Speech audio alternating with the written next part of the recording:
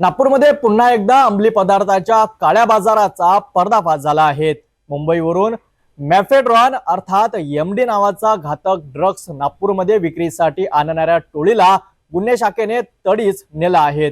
शहराच्या मध्यवर्ती भागात छापा टाकून तब्बल 32 लाख रुपयाचा अंमली पदार्थ जप्त करण्यात आला आहे।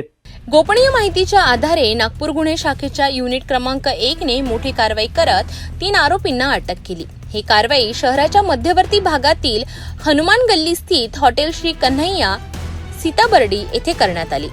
अटक करण्यात आलेल्या आरोपींमध्ये वसीम खान उर्फ इम्दाद खान वय वर्ष 37 राहणार कमला रमण मातानगर, फकरुद्दीन उर्फ खिल्ली मनुद्दीन कुरेशी वय वर्ष 26 राहणार बैगनवाडी झोपडपट्टी गोवंडी ईस्ट मुंबई, अब्दुल वसीम अब्दुल नवाब शेख वय वर्ष 34 राहणार हंसापुरी तहसील पोलीस ठाणे हद्द नागपूर, हे तिघे मिळून मुंबईहून नागपूरमध्ये मेफ्रोड्रेन एमडी नावाचा अंमली पदार्थ विक्रीसाठी आणत होते। गुन्हे शाखेला मिळालेल्या खात्रीशीर माहितीवरून पोलिसांनी हॉटेल श्री कन्हैया येथे सापळा रचून छापा टाकला।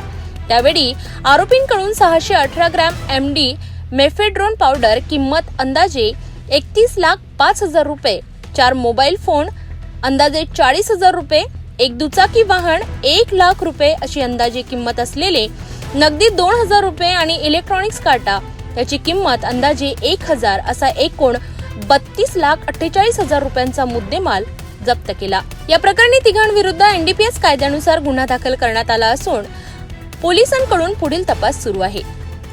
हे अंमली पदार्थ कुठून आले आणि नागपूरमध्ये ते कोणाला विक्रीसाठी आणले होते याचा शोध पोलीस घेत आहेत। अंमली पदार्थाच्या तस्करी मागे कोणते मोठे मासे लपले आहेत हे शोधण्याची गरज आहे। नागपूरमध्ये एमडी सारख्या घातक ड्रग्जची विक्री होणं हे चिंतेचं आणि धोकादायक आहे। गुन्हे शाखेच्या पथकाने वेळेवर कारवाई करून मोठे अनर्थ टाळला आहे। पुढील तपासात अजून बडी नावं उघड होण्याची शक्यता आहे। अशाच अपडेटसाठी पाहत रहा सिटी न्यूज।